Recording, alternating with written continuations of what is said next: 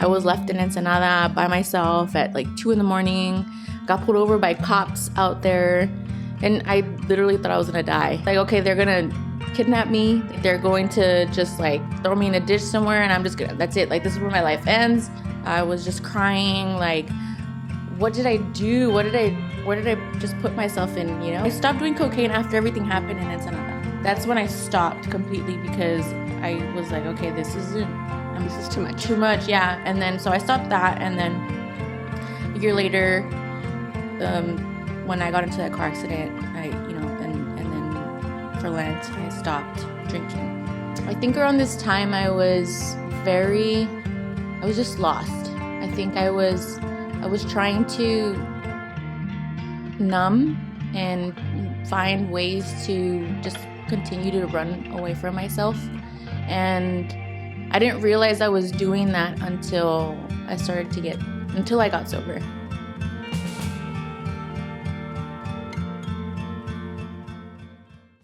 Welcome to Exchanging Secrets podcast. I'm your co-host, Mindy Silva, here with Cristal, Aguirre, Karen Macias, and Julie Luna. And Cristal is our guest today, and we're so honored to have you here. Thank you for joining. Thank you for having me. I'm very honored to be here. Thank you. Cristal has inspired so many with her journey, and we're so excited to bring her testimony here today to inspire you as well. Before we jump in, we just want to thank our sponsors. We have 3 monthly sponsors who continue to support us. So if you want to support, please reach out to me. Our first up is Shannon Laird. Thank you so much, comadre. Love you. Thank you for empowering us women to continue doing what we're doing. We have my mom, Esther Echeverria. Thank you so much, Mom. We're grateful for you. Been supporting us since like junior high and high school years. Yes. And my awesome husband, Ruben, the realtor. Whoop, whoop. Thank you so much. Thank you, Ruben. If you're looking for a home, reach out to Ruben. And another one of our sponsors really supporting that is Ada Reina of Reina Homes. Thank you, Ada. Thank you, Ada. We're so grateful to you and everyone who continues to sponsor the podcast. Okay, ladies, time to jump in. So, Cristal, this is our first time meeting. Yes. But Julie and Karen have shared so many great stories about how you're inspiring so many, and would love to just sort of open up, share a little bit about yourself and kind of, what called you to say yes to be with us today, and we'll go from there. Okay. Well, what called me to say yes was obviously Julie. First of all, I love her. And I think it was seeing what your podcast does and how you guys just welcome women and conversation. And I think that's really beautiful. And like I said, I'm very honored to be a part of that with you guys. So thank you for having me. After high school, I got a job, and I worked at a guest store. And then I got approached by a photographer there, and the photographer was like, I love your look, and we should do a photo shoot. And I was like, okay, let's do it. And so I did the photo shoot, and I fell in love with it. And I put myself out there on Instagram and Facebook, and then I started to get more photographers, and I started to go to these things called LA Meets in LA. Okay. Where they're just like photographers and models, and obviously there's more photographers than models there. So there would be like, I don't know, 50 photographers to like a model to one. So it was really cool. It was fun. And you're like around 18, 20 at this point? I think I was 22, maybe. Okay. 22. Okay. It was back in 2017. So I don't remember. I don't know that. It's okay. We're not good with numbers here. It's a long time. You were in your 20s. Okay. Yeah. In your early 20s. Yep. And so I did that. And around this time I started to get into modeling, right? And then around this time I started drinking a lot. And because I felt like I needed to drink to feel more confident in front of the cameras, in front of everybody, because there's tons of people and everybody's just watching you. Yeah. And then I started to do import modeling, which was for cars. Oh, nice. I started to do that, and then Like sports cars, luxury cars, or just kind of a mix? it was everything. Yeah. It was a little bit of everything. And then the same thing, you know, I would drink when I'd go to these shows, and because there's alcohol everywhere, they give you Yeah. alcohol for free. Because I mean, you're good looking, and people want to just give you alcohol and give you stuff. Yeah, so. in your early 20s. Yeah. So then I did that, and what happened? So I think around this time I was just lost. I think I was trying to numb and find ways to just continue to run away from myself. And I didn't realize I was doing that until I got sober, which was now 3 years ago on the 2nd. Yeah, thank you. And I think there's so many things, even just now, being 3 years sober, whenever I tell people I'm 3 years sober, everybody's like, oh my God, you're still very fresh, very fresh. Because some people have like 7 years, 8 years of sobriety or even more, right? So, and I think because I still have the 3 years, there's still so many things that I'm learning about myself that I didn't know when I was drinking. Like there's things that I've experienced in growing up. I've had a lot of trauma with women in general. I think I've had a lot of betrayal, and I actually got jumped. Oh my gosh. Yeah, I got in jumped. high school or in your 20s? It was after. It was after. high Yeah, school. it was Oh, after. that's unusual, girl. Well, I had to ask myself, like, okay, what did I do to make them do this? Because I'm sure they just didn't want to randomly do it, right? So I was like, okay, maybe I was just not a very good friend, and it just, things happened, and yeah. So I actually, even around that time, I reached out to every single one of them, and I apologized, and I had told them that I was like, I'm sorry if I ever did anything to cause what happened, and I think only one of them had responded to me. Everybody else didn't. Even after I got jumped by these girls. Okay, so I never told the story, right? But I think I did tell the story. I don't remember. But You're telling me now. their mom was involved too. Oh my gosh. Their mom was involved, and afterward, like I think like they dislocated my nose, and I had like a black eye, and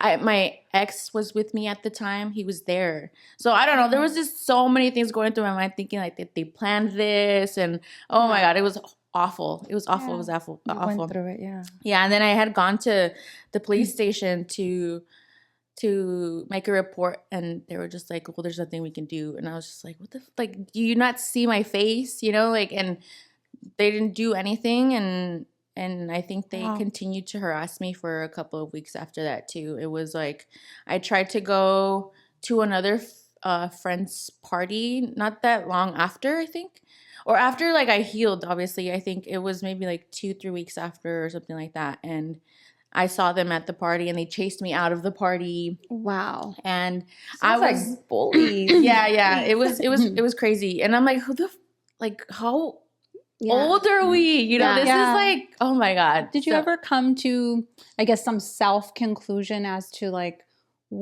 why you thought this transpired? Or you said one person did reach back out. Yeah. And she didn't really tell me why or what. I think she just, acknowledged the apology. But I think later, now that I've realized, and still even now in friendships, I think there's patterns that I have that maybe I can be a little arrogant. I think that I would maybe just talk about myself a lot, and I think that rubs people the wrong way. I think it's stuff that I'm still, like I said, still learning in friendships, especially, I think. And then I say things before thinking. Sometimes I don't have a filter. Sometimes. Girl, that's me every day. I don't even know how I have so many friends. Yeah. So, oh my gosh. So sometimes I'm like, okay, I need to figure out. Or I think I've learned over time that, especially after I got sober, there was a lot of people I had around me who weren't really friends, who were just around to party, right? So I think after I got sober, I lost all of those friendships, and then had to relearn and get to know myself again and see what kind of friends I actually wanted her on me. It wasn't easy for a long time. I think when I was drinking, I didn't care about anybody. I didn't care about anyone but myself. So I could tell that maybe like when I would think about the relationships I had and the friendships I had in the past, and I was like, man, like I for sure probably wasn't a good friend. I wasn't a good person around this time. It's a lot of looking in the mirror, right? And looking at stuff that I'm like, damn, I don't think I was ever. I think I was a good person inside, deep down, but I think because of all of the things I experienced, all the hurt, I created these personalities, right? Your ego. You create this ego of protection. So you no longer put yourself in these situations and you just like stay ahead of them, right? And so I'll just not talk to girls or not talk to women or even try to build a nurturing relationship with them because of I was protecting myself all the time. I didn't want to. And it's a lot of work now, but I'm very grateful for it because I've learned so much about myself. I've also just recently went through a breakup, which also was somebody who was with me during alcoholism. And he was actually the part of the reason why I ended up getting sober, which I think is why I tried to hold on to the relationship for so long. Because he was the only one who was always there. He was the only one who always who would keep me accountable. Like, hey, what are you doing with your life? Like, what do you want for yourself? Like, I think he would see the potential in me and he'd try to make me see that. And eventually I went through enough bullshit where I put myself in danger, you know, and almost, I don't even know how I'm sitting here sometimes because of all of the dangerous situations I put myself in when I was drinking. What was your breaking point? You know, like the moment you were like, I'm done with this life, or how bad had it escalated? You know, you mentioned some sort of like danger point. Yeah. What was the tipping point for you where you were like, enough is enough. I want to change. Well, there was a series, you know, a series of things. I was always drinking and driving. First of all, gosh. Yeah, always. Did you get a DUI? Always. No, I never Wow. did. Yeah, Wow. I know. Oh my God. Good for you. I never did. I don't know how. Crazy. I'm telling you, I don't know how. I'm still sitting here sometimes because sometimes I would drink and I'd get home and I don't even remember how I got home. The grace of God. Yes. And then Some angels. yes. Oh my gosh. And so the last thing that happened earlier that year in 2021, there was a very intense situation that happened with my family where I was left in Ensenada by myself at 2 a.m, got pulled over by cops out there. And I literally thought I was going to die. That's scary. I was like, okay, they're going to kidnap me. They're going to just throw me in a ditch somewhere and I'm just going to, that's it. This is where my life ends. Oh my God. So they pulled me over and I was already crying. Because I was like, oh my God, I'm going to die. This is what are they going to do to me? You know? And so they pulled me over and they're talking to me in Spanish. Does everybody speak Spanish? Yes, todos hablamos español. Okay. No, you're gonna learn today. Mindy, just speak very slow. She does but understand. slow. Won't translate. Not our Spanish.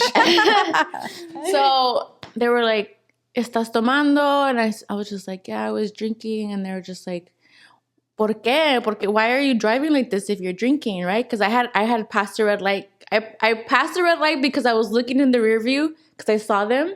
Oh. And then they pulled me over. Girl. Yeah, so then the cop was like, can I see your driver's license? I was like, I don't have it. I just have my passport. You know, I just came over here with my cousins. And they're just like, oh my God, okay, so just give it to me. And they were like, what happened? Like, why are you driving like this? And I said, well, because I got into a big fight with my family and I just, wanted to leave. And they were like, okay, we'll give you a chance to call them so they can come get you, right?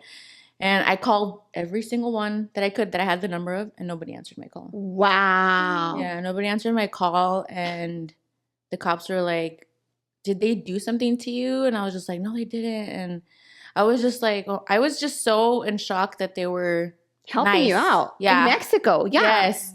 So I was like, holy crap, they're being nice, Yeah. And so then they were like, okay, well, we're going to have to, take you if they don't answer the phone, right? And I was like, okay. So nobody did. And the cop was like, okay, we're going to drive your car to the station. And I was like, okay. And then I got in the car, and then the cop got in the car, and that's where I was like, okay, he's going to kill me or something. And no, the whole time he's just like asking me questions like, are you sure they didn't do anything? I was like, yeah, they didn't. And he's just like, wow, okay. Well, you're probably going to have to be in jail for the weekend because it was the weekend. Mm-hmm. And he's like, court isn't until Monday. And I was just like, oh my God. I said, okay. And I was just crying the whole time, right? And so then we got to the station, and they just left me there. They took my keys. They left me in the car. And they were like, okay, so we're just going to let you sleep here, and we'll come back in the morning when our shift is done. Wow. And I was like, okay. So they just left, and I sat in the car crying the whole time because, one, my family didn't answer any of my calls. Like, what if something really did happen to me? And they didn't answer any of my calls. And I was just crying, like, what did I do? What did I just put myself in, and did you ever get to ask them, back. like, why didn't you guys answer the calls? Honestly, no. Was that bad? I saw them, like, I stopped talking to my cousins for like a year because of that. Mm-hmm.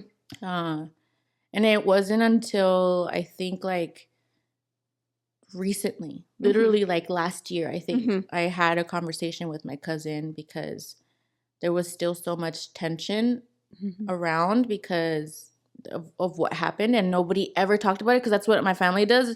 Shit happens and nobody talks about it, and it just gets brushed under the rug like nothing happened. And I'm just like, no, I'm not gonna do that. I'm gonna talk to her, and I talked to her, and she had her side of the story, right? And she's like, well, you were being crazy and all this stuff, and I was just like, regardless, like, if I didn't know you or anybody, I wouldn't let anybody leave if they were drunk like that, or not even drunk, but answer the calls like if something happened, Yeah, but, we're Mexico.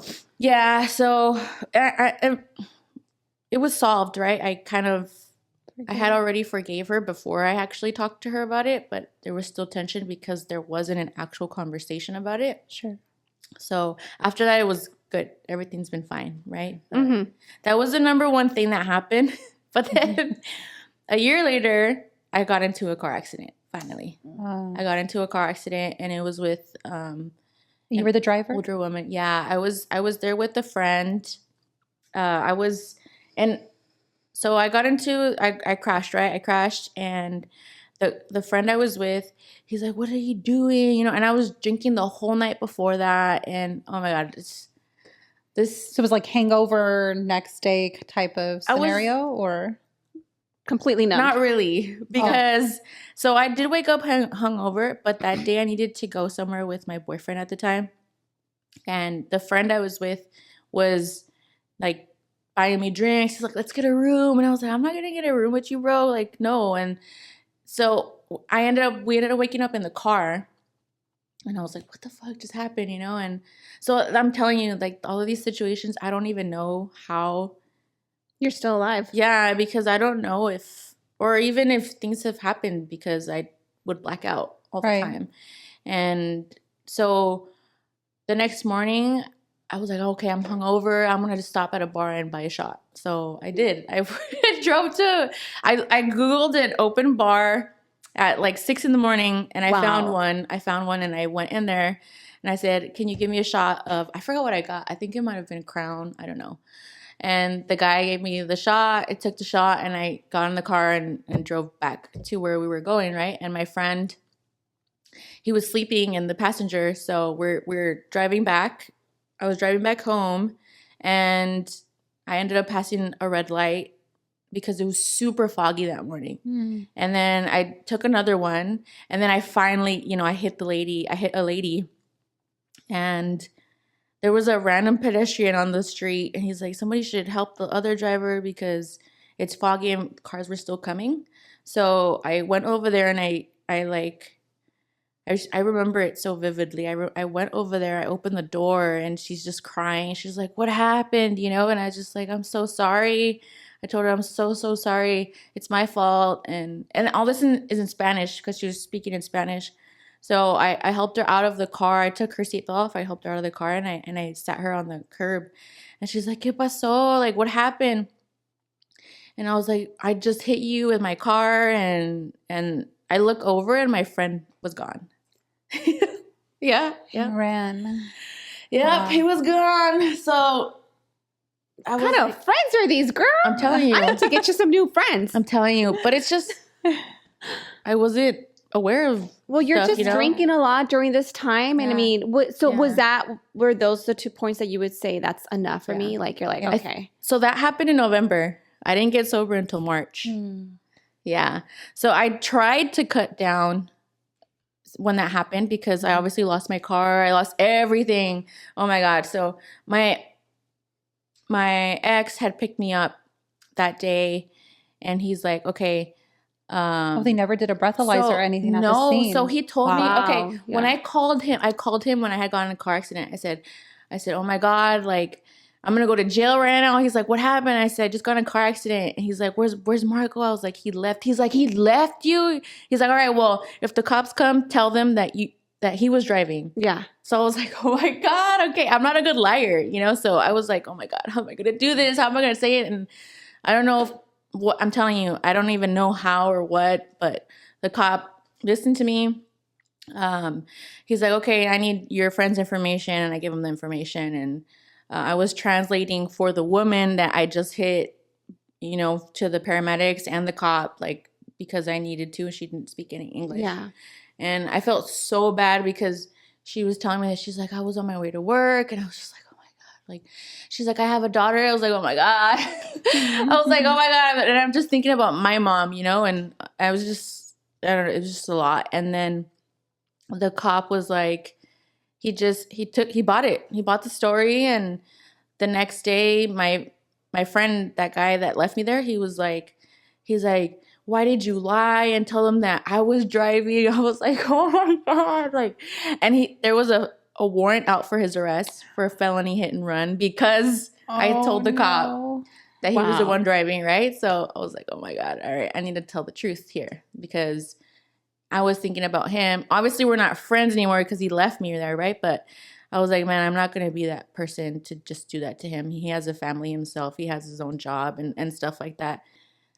The next day, I called the police officer who took my story and everything, and I told him, I said, hey, I need to tell you something. He's like, okay. I said, I was the one driving. It wasn't, you know, Marco. It was me. I was driving. And he's like, why did you lie? I said, well, it's like my friend just left me there. I just got into a car accident. I was like, You're panicked. I didn't know what to do. You know, he's like, oh my gosh. He's like, okay, well, now we're going to have to do something because we already sent out paperwork for his, you know, warrant. And he's like, we're going to have to bust you for something. And I was like, okay. But he's like, I hope you learned your lesson because you could have killed somebody. You could have died. He said, or, you know, you could have gone to jail. He's like, I smelled the alcohol in your breath when I was talking to you. And I was just like, oh my God. But since you weren't the driver that day. I guess, you know, but so I feel like. Presumably, yeah. Yeah. And I feel like even if that wasn't it, I think sometimes if police officers wanted to, he probably still could have taken me to jail if he wanted to, you know. But I don't know. Maybe he sensed that I was a good person. I don't know. You were giving a lot of chances. Yeah. Yes. And It's like, I know. yeah, I don't even know, man. And it's just so many things that happened. The police officers too that helped me when everything happened in Ensenada. One of the officers gave me his number, and he literally called me, I don't know, 4 times on the way home to make sure I made it home safe. Oh, And girl, all these angels surround you. yeah, and when I told my dad, he like bawled, you know, he was crying, and he's like, I need to call this officer, and he could like, I had him on the phone with the officer, and he's like offering him money. He's like, I don't want anything, man. He's like, I just saw your daughter was a good person and just wanted to help her. And Wow. yeah, and I was like, oh my There God. is good people out there. So then that happened Yeah. in November. You said it took you 4 months later, right? You started to tailor off. Yes. You got sober.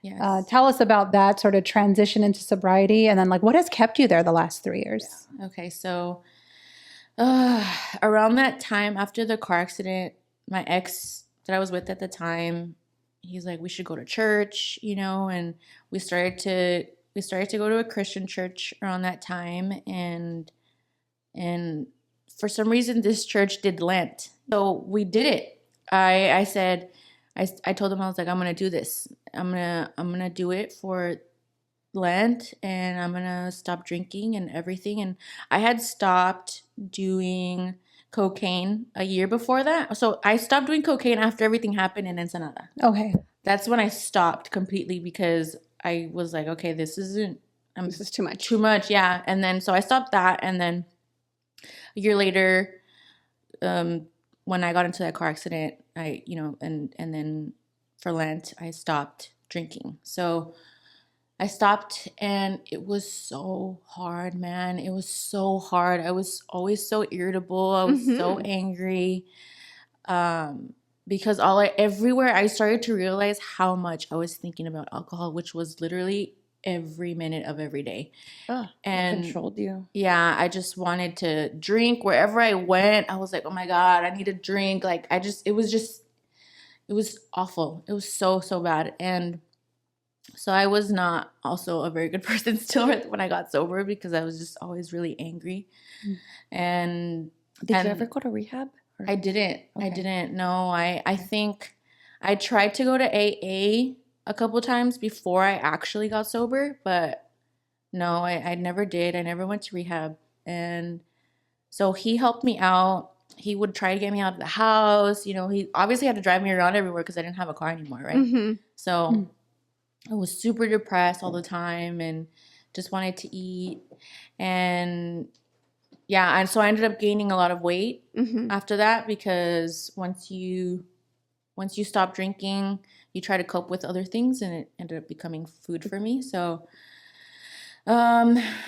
yeah. But what's kept me going, to answer the question, what's kept me going so far, I think is, so around 6 months, I started to share my story on social media about the struggles and how I felt having been 6 months sober, right? And I did it every month ever since. And now I'm 3 years sober.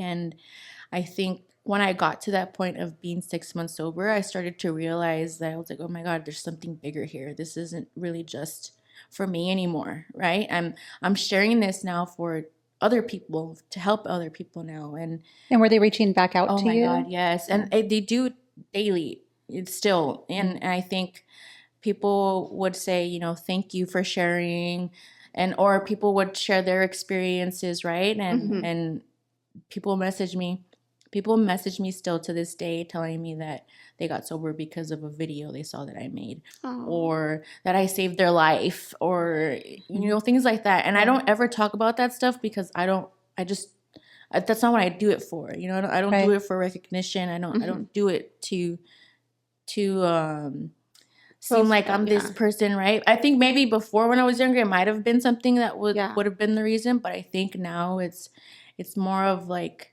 a mission, right? It's something that's like, okay, other people go through this too, and other people are going through this too, and maybe there's people who need more help with self-awareness and trying to figure out their things that are their own patterns that are going on in their life, because they never did when they were drinking, and need some support when they're trying to get sober. Because a lot of times people, I don't think that want to go to AA, right? Or they don't want to go to rehab, because that's like I don't want to say it's looked down on, but I think it's something that people don't want to feel like they need to do, right? I feel like I feel like people want to feel empowered still, like, okay, I can do it on my own. I don't need that. And you can. Yeah. You know, if I did it, and it wasn't easy. Oh my gosh, it wasn't easy, but I'm still doing it now, and I'm still sharing my story. I don't know if, you know, sometimes I think like, oh my God, what if I relapsed? What if I did have a drink one day and like I've had nightmares of that. I've had nightmares of Mm-hmm. like actually taking a drink and okay, maybe I wouldn't tell people, right? And oh my God, no, I'm a fraud, just things like that. And I'm just So much pressure. Oh my God, yeah. On all of it. Yeah, it's a lot. It's a lot. And there's been people who have told me too that they got sober because of videos. stories. And Yeah. so I'm just like, oh my God, there's people right behind me, man. I gotta hold the stick, Yeah. So maybe that helps Yeah. you, knowing that people are like looking at your stories and feeling like, okay, she's going to keep going.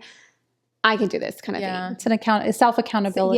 Yes. I'm just so grateful that you trusted us with your story. And I think that's huge. And I think that's something we want to make sure that when we share, other people's stories, other women, other men, that we do it with the integrity that it's intended to have. And that more people will hopefully trust us with those stories so that we can share them and you can continue to inspire others. And I hope that this is just the beginning of a friendship for all of us here today. It's at the beginning, I think, of something beautiful. We keep telling ourselves to slow down. What is Slow down? Yeah, that's We don't know that. But I posted recently that I think some of that we're experiencing is just become out of our control, and God is really controlling. In full control, and the momentum keeps growing. Yes. And it's something kind of like you, right? You posted with the intent, or we started this with the intent to do something good, to give something good. Mm-hmm. And then it just takes on this life of its own, and you feel a responsibility to do it like the best and with excellence, and knowing that we'll make mistakes along the way. But I'm so inspired by your story, and I pray that it touches someone else's life. It sounds like you've already touched so many. So Thank And thank you for being so vulnerable. And I love watching your content. Thank you. Yeah, it's very nice. Great stuff. You're so beautiful. You're such a beautiful person. Thank you so much. Inside out. You're beautiful. Thank you. if you want to learn more about Cristal, can you tell us your Instagram tag? So it's my first and last name, 222. So it's Cristal Aguirre 222. Thank you everyone for tuning in today. Remember to subscribe to Exchanging Secrets on YouTube and on Instagram. Remember to like, comment, share, and reshare Cristal's story because we want to make sure that it's inspiring many. Thank you, friends. Bye, guys. Bye.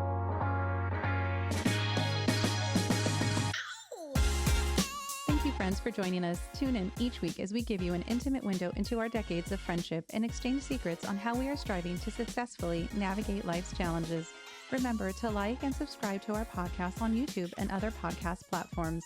The content in our podcast is for information and entertainment purposes only and does not constitute medical, legal, financial, or other professional advice. Please consult with a professional for specific advice tailored to your situation. The views and opinions expressed by our guests and sponsors are their own and do not necessarily reflect the views of Tell Me Your Secret, LLC.